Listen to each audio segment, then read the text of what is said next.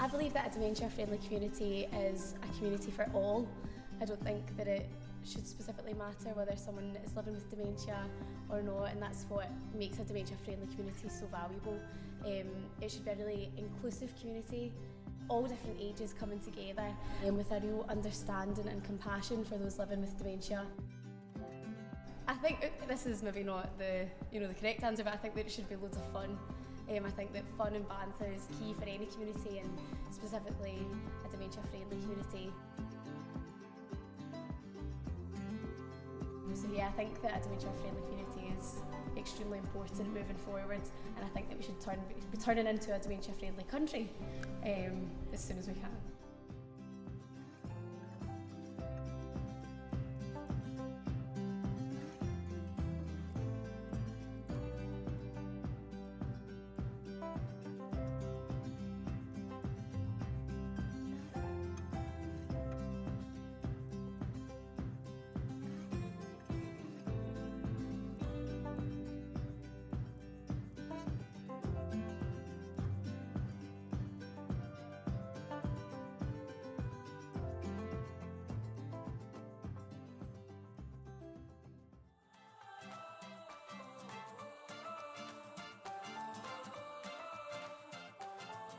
It's just a wonderful place to be.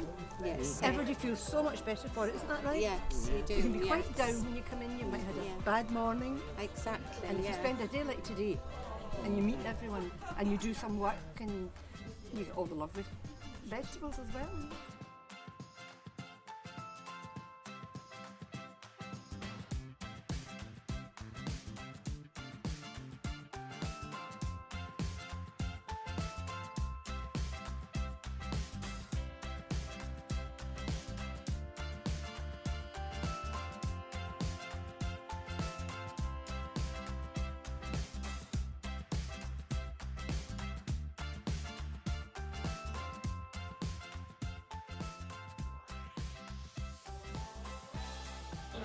If it stopped tomorrow, I would be, and he would be, so lost without it. The atmosphere is just lovely for people with Alzheimer's or dementia, so I can't fault it in any way.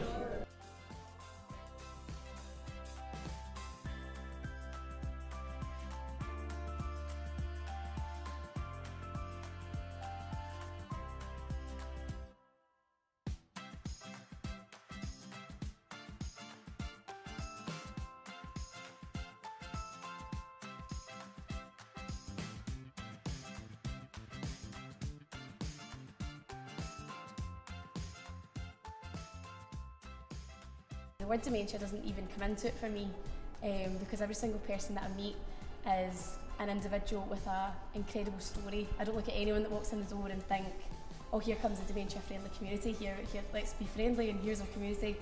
It's here come an amazing group of people that have so much to teach me, and that I get to share so many incredible stories with.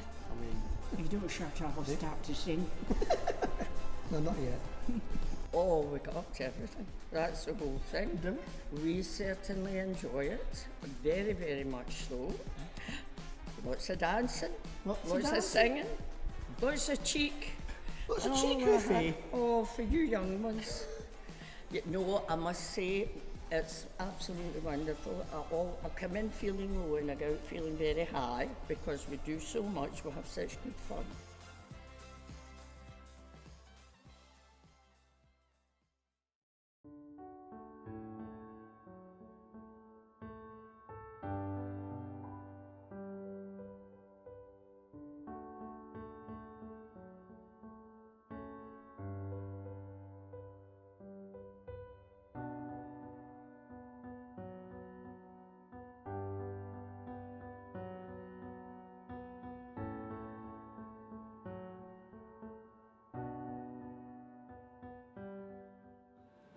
I've been involved with Home Care Scotland since a very young age, being looked after, and it was always a positive experience. But then I started getting involved with them again about a year and a bit ago, and I just feel like being a looked after young person or having care experience is in this extraordinary movement just now, and I feel like I want to be involved with as many aspects of who cares as possible. I've already done things like training panel members, and you know, I go to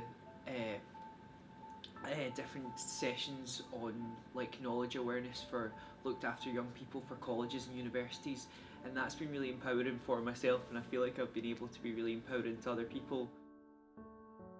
What's really interesting about Engage, Mobilise, Empower is that our care system, or the way that care operates, is in my mind like two big skyscrapers, right? You've got one huge big thing, think in New York or something, and that's like the care system, this huge bulked industry.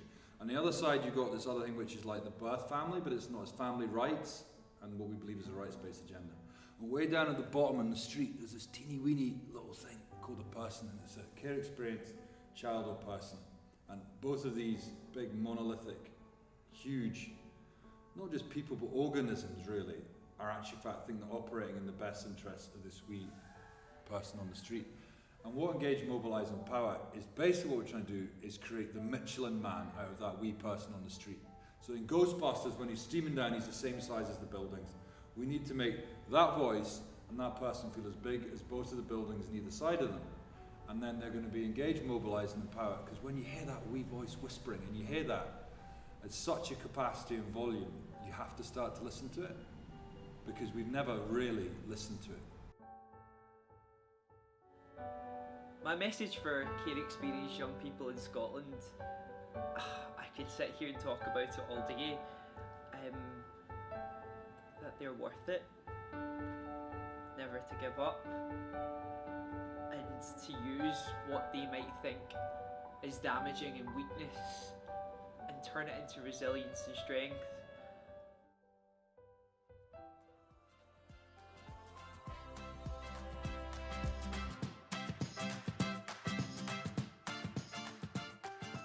So the Care Leavers Festival happens every single year, and this year it's called the Time to Shine Festival. I believe it's really important because it gives young people in care and care leavers an opportunity to come together and celebrate that they have something positive to contribute to Scotland.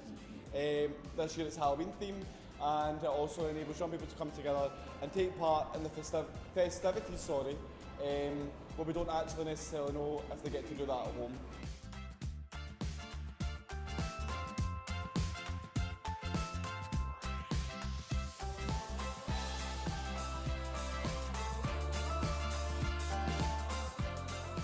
Time to Shine Festival is fantastic because it's grown from about, I don't know, 100 and something in the first year to probably today, I don't know how many people are end up turning up, but probably 3 times that. And what's great about it is it's really where we can just create an environment for care experienced people to come together and have fun.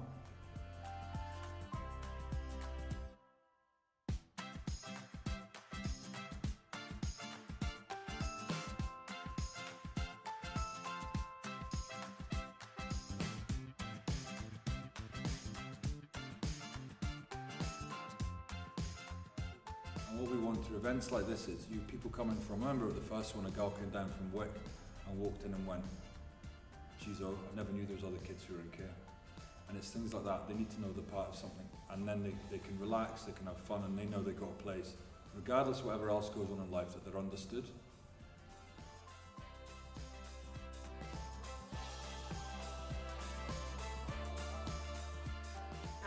The Life Changes Trust support and help so far, it's been tremendous, and it helped us so much in so many ways. And well, the funding allowed us to continue to run the groups across Scotland, which is so important because people are so committed to the groups, and this is what they are looking for every week, very often.